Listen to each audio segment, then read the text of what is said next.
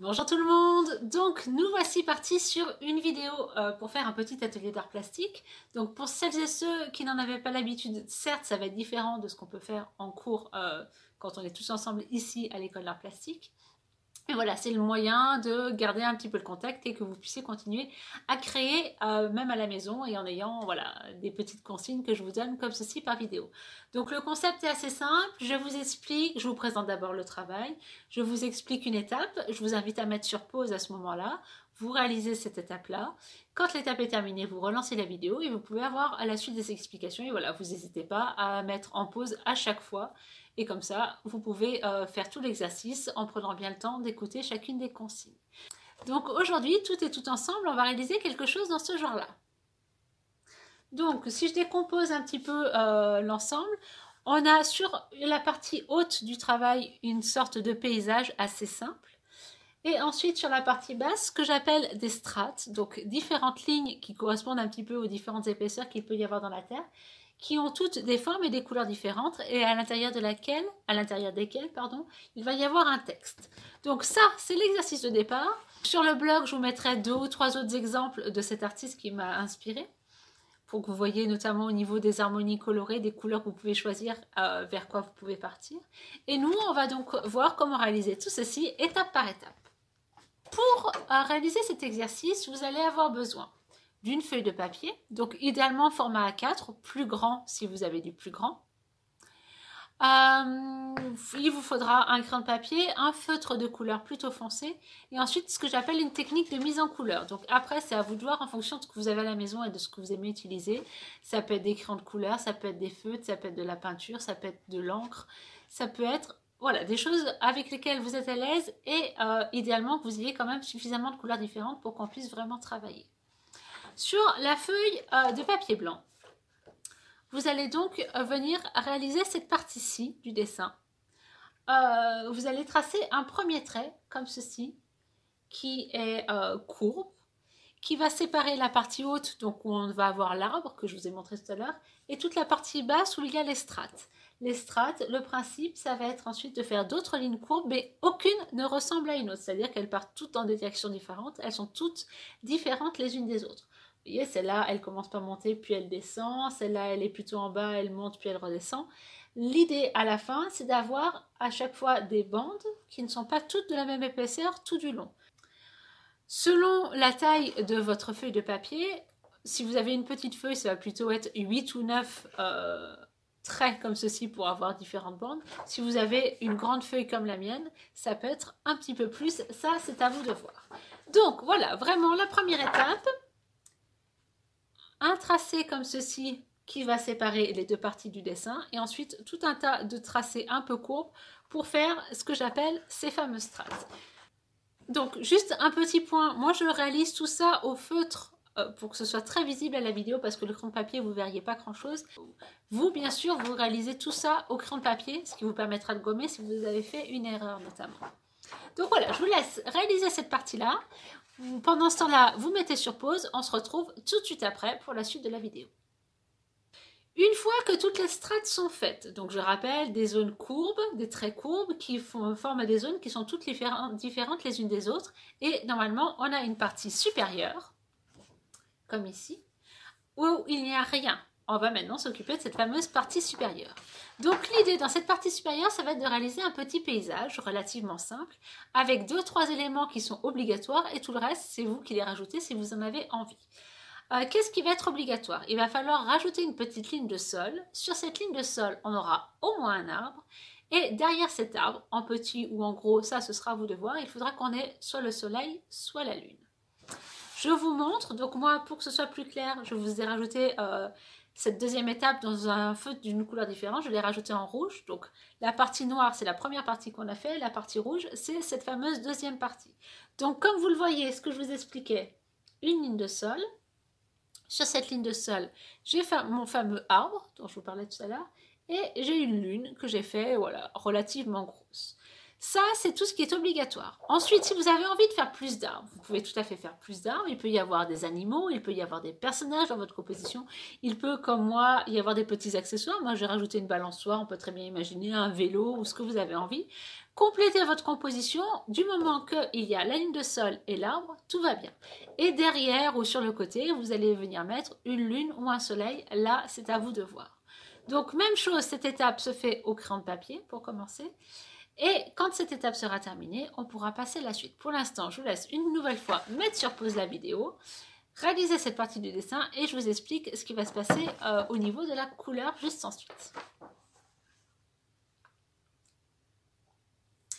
Donc, pour la couleur, maintenant que le dessin est terminé, on va s'occuper de venir mettre en couleur toute la partie que j'ai réalisée moi ici en noir, ce que j'appelle les fameuses strates.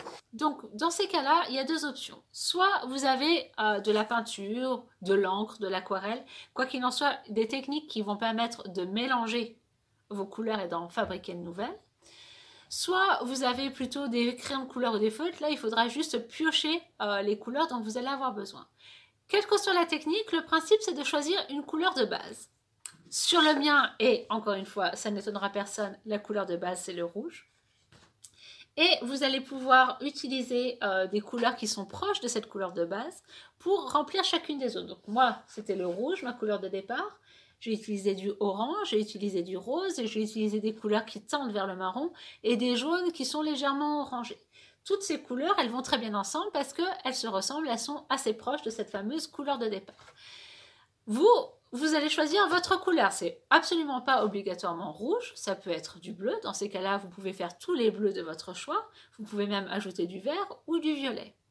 Si vous prenez du jaune, ça vous permettra de travailler donc avec le jaune qui sera votre couleur de base, mais aussi de travailler plutôt dans les oranges et plutôt dans les verts. Une fois que vous avez choisi votre couleur de départ, la plus grosse difficulté, notamment si vous êtes au crayon de couleur ou au feutre, ça va être de déterminer les couleurs qui sont proches de cette première couleur. Pour ça, je vous sors ce qu'on appelle un cercle chromatique. Celui-là est légèrement faux, mais pour ce qu'on va faire aujourd'hui, ce n'est pas très important. Donc, je vous l'afficherai à l'écran. Je vais vous laisser afficher comme ça un petit moment.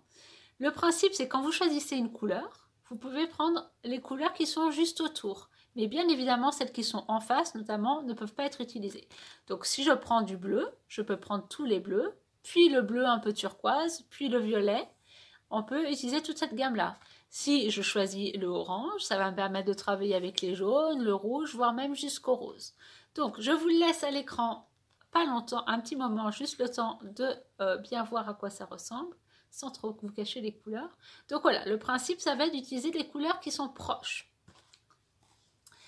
Au crayon de couleur ou au feutre, vous piochez, vous mettez de côté toutes les couleurs que vous pouvez utiliser. Et si vous êtes à la peinture, ben c'est très simple. Vous prenez votre couleur de base et dedans, vous pouvez ajouter d'autres couleurs pour fabriquer de nouvelles nuances. Ces autres couleurs, ça peut également être du blanc et du noir si vous voulez éclaircir ou foncer la couleur. Petit point juste par rapport au noir, le noir fonce, mais le noir transforme aussi les couleurs. C'est-à-dire que si vous mettez du jaune et du noir, vous allez avoir une couleur qui devient un peu vert, qui ne sera pas nécessairement une couleur qui va beaucoup vous plaire. Donc faites des essais à côté et puis après vous utilisez les couleurs qui vous ont plu sur votre composition. J'en reviens à mon exemple.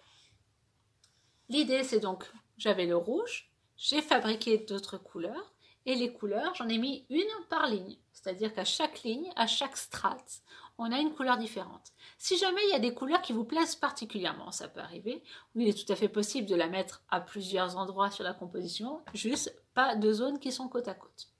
Donc voilà, préparez-vous, mettez de côté vos couleurs si vous êtes au crayon de couleur ou au feutre. A contrario, commencez à préparer vos couleurs si vous êtes à la peinture ou à l'encre. Je vous rappelle une couleur de départ et les couleurs qui lui ressemblent, qui sont proches, que vous pouvez également utiliser. Des couleurs plus claires, des couleurs plus foncées. Chaque strate est remplie. Quand vous avez fait cette partie-là, vous pourrez relancer la vidéo. Pour l'instant, mettez sur pause et à vos couleurs.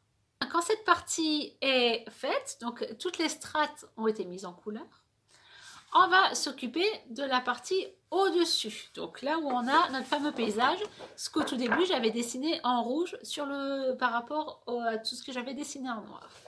Les consignes vont être relativement simples. Tout ce qui est paysage, donc le sol, l'arbre, et puis si vous avez fait des animaux, des personnages ou des accessoires, tout ça va être en noir, un peu comme une ombre chinoise. La lune ou le soleil, selon ce que vous avez fait, va être dans une couleur plutôt claire. Donc ça peut être du blanc, ça peut être comme moi du jaune clair, ça peut être du bleu clair, du vert clair, etc.